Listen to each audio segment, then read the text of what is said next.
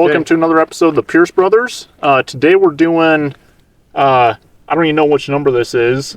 12, campfire 13, number, something like that. It's not really a campfire. We're just doing a discussion today because it's kind of warm out and no need to do a fire. Yeah, no need to do a fire. So, but today's video we're going to be discussing 45 ACP versus 9mm. So, The pros, the cons, the good, the bad, the ugly on each one of them. So really, this is boomers versus millennials. I think that about sums the video up. All right, done. Well, let's start with the 45. Okay, what are the pros of the 45? I feel outnumbered here. Yeah. Except Jake's basically a boomer that's 30 years old.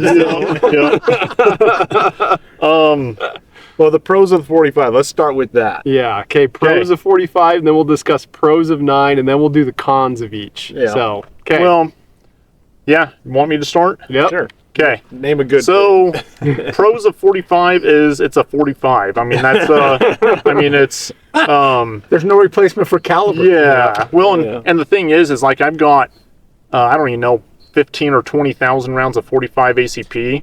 A lot of it's just full metal jacket ball ammo, and yet I would still not feel under gun taking that to a gunfight, you know? Like, it's proven over 100 and, I don't know, 120 years now, almost. Yeah, right around 120 years of being a good man stopper, that original full metal jacket 230 grain ball load. So, Well, let me go back further, though, Jake. If you go clear back to the 1870s when they were using the Colt Single Action Army and 45 Colt, they downloaded it and lightened the bullet to ultimately find that it still worked very well. And so well, in fact, when it went to the Philippines and went back in combat because 38 Colt was proving so ineffective, the military was absolutely dead set on. They wanted 230, 45 caliber when they came out with a 45 auto.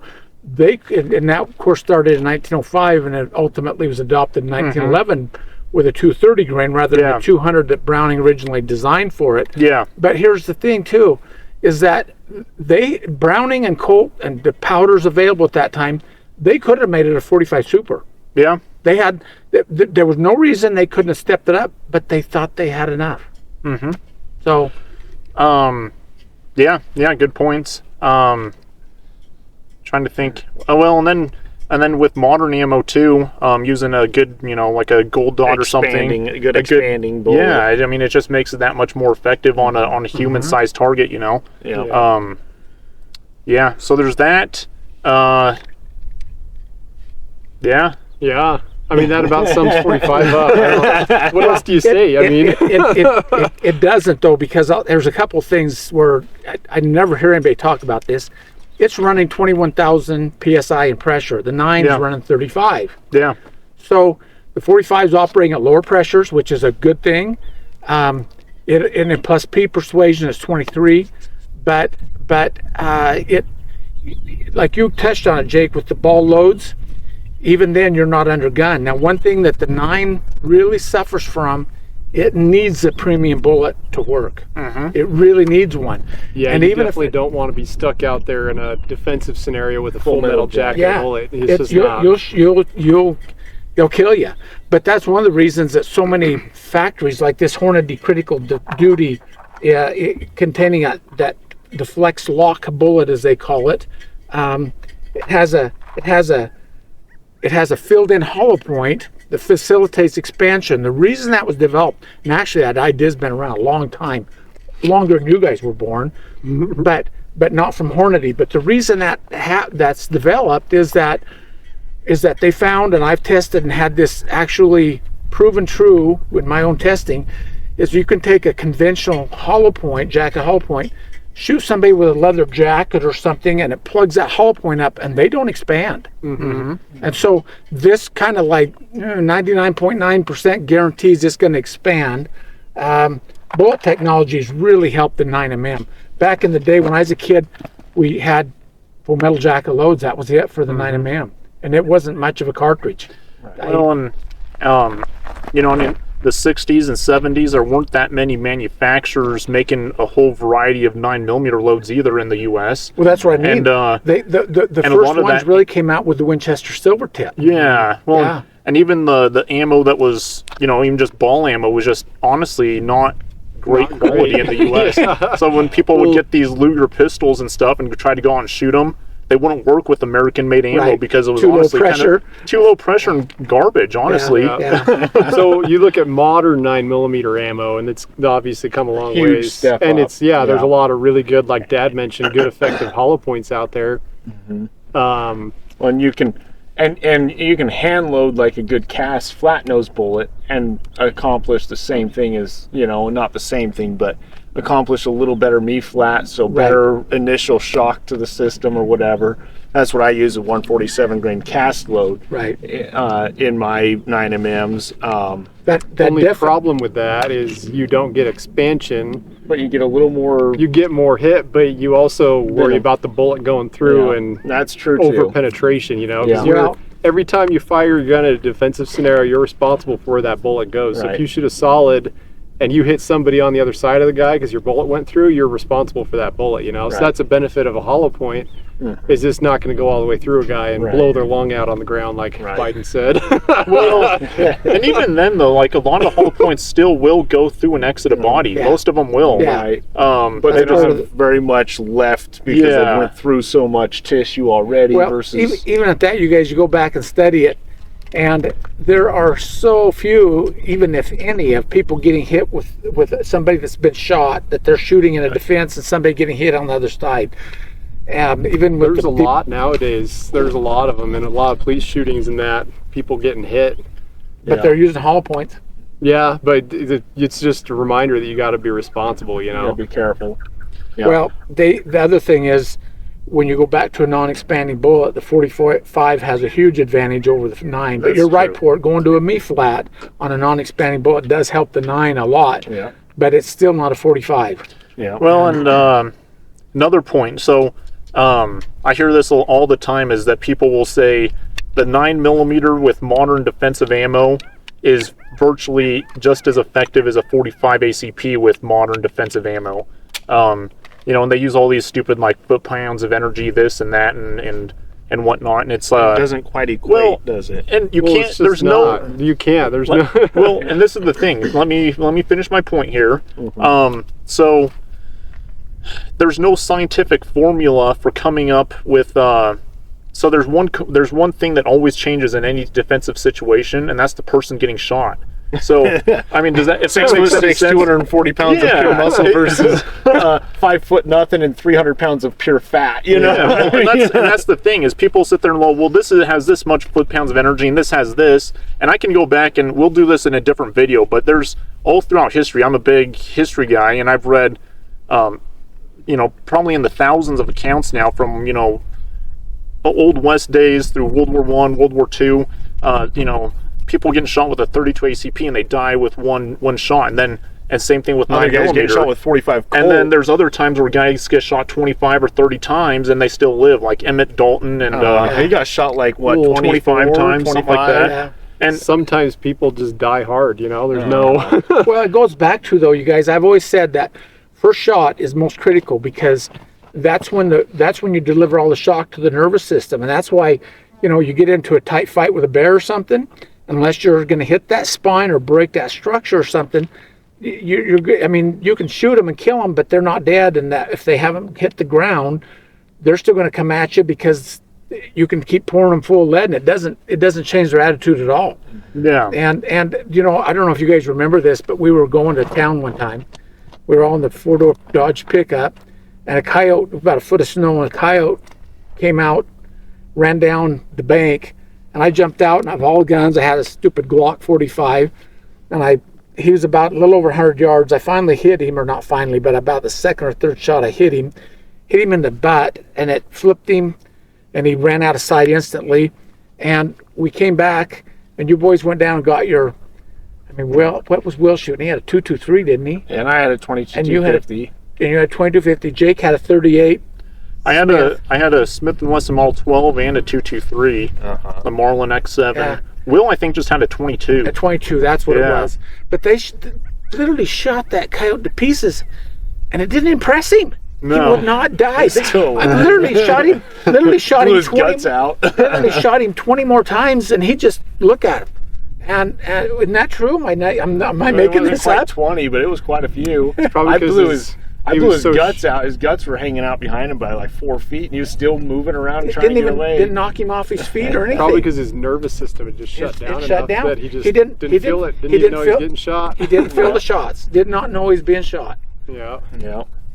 So. One disadvantage to 45 is there's not a lot of good guns on the market for concealed carry.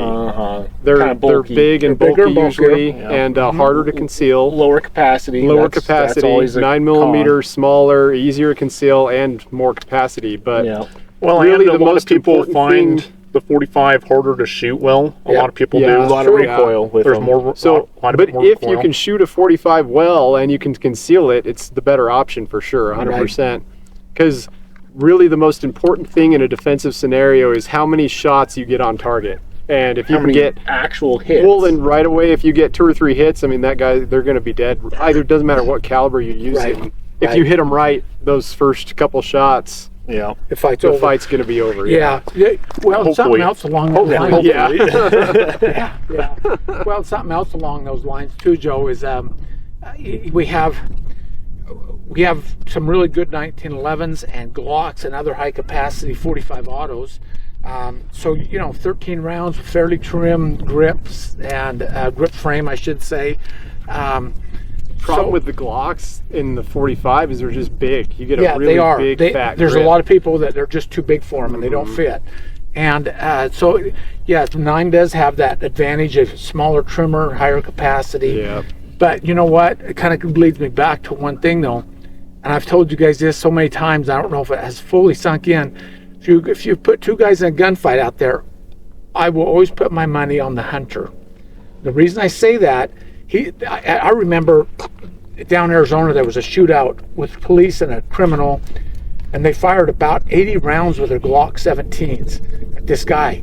He was climbing this, they had a running battle, shoot. And he's climbing the stair thing. He got up to about the 3rd or 4th story. He lost his balance. Well, they finally hit him, they thought, and he fell and hit and died, and they took him for the autopsy. They'd never hit him once. He lost his balance and fell off the balcony. And the point is if somebody was a true hunter, they're not going to do the spray and pray thing. They're going to, one shot, boom, and the fight's over. And keeping your head in a gunfight, staying out of the line of fire, not exposing yourself, tactics are important. And a hunter knows how to do all that stuff, and a non-hunter, he's probably not. Yeah. So getting trained is important. Yeah, training. It doesn't matter really what you carry as long as you train and know how to use that gun proficiently.